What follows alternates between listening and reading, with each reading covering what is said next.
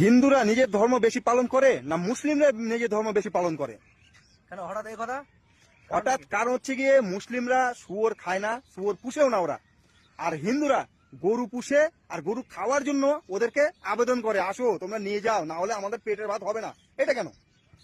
হ্যাঁ, এই জিনিসটা একটা লজিক বলেছো।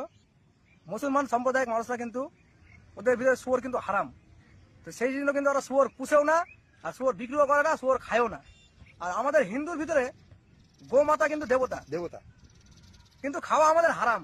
কিন্তু দেখো, আমরা গোমাতাকে দেবতা হিসেবে পুষি ঠিকই, কিন্তু সে গোমাতাটাকে কিন্তু আবার বিক্রি করি কসাইখানায় মুসলমানকে খাওয়ানোর জন্য। তাহলে সেই হিসাবে কিন্তু মুসলমানরাই নিজের ধর্মটা ভালোভাবে পালন করতে জানে, আর হিন্দুরা কিন্তু নিজের ধর্ম পালন করতে সঠিকভাবে জানে না। আমরা যেটা হারাম বলি মনে করি, সেটা কিন্তু আমরা খাই না, কিন্তু অন্যদেরকে খাওয়ার জন্য তৈরি করে দিই আমরা। তো আমি বলবো এই দিক দিয়ে কিন্তু মুসলমানরা এগিয়ে আছে আমাদের দিক দিয়ে, হিন্দুর দিক দিয়ে। আর মুসলমানরা অনেক ভালো, যেহেতু ওরা যেটা হারাম সেটা ওরা খায়ও না, সেটা পুষেও না। আর আমরা হিন্দুরা যেটা খায়ও না, যেটা আমরা দেবতা বলে মানি, আর যেটা আমাদের হারাম আমরা নিজে খাই না, কিন্তু অন্যদেরকে খাওয়াই।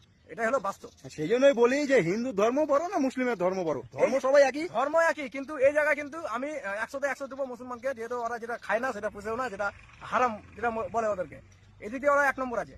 আর হিন্দু দিক দিয়ে আমি এটাকে 100 মোটামুটি 50 দেবো। ভিডিওটা কি সঠিক?